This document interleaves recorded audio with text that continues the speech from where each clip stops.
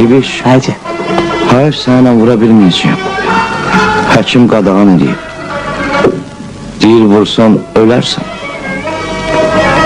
Evde aptek açmısan ki.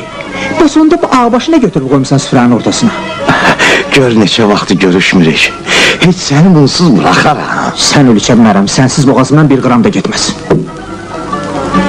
Yaxşı, yaxşı. İncimə. Bəlkə özüm də sənə züy tutdum. Sen olmaz axı. Düzdür, olmaz.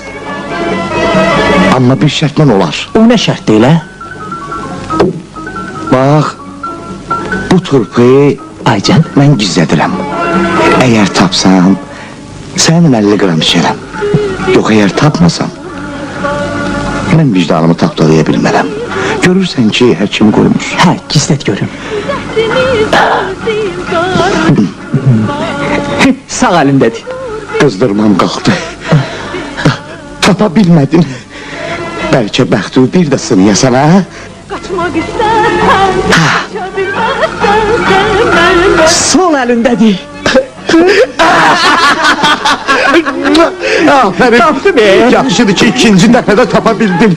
Halal olsun. Xoş gəlmisən, səfa gətirmisən. Kaçmak istersen, kaçabilmezsen. Nuş.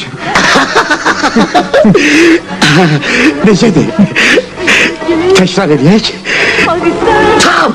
kaçabilmezsen.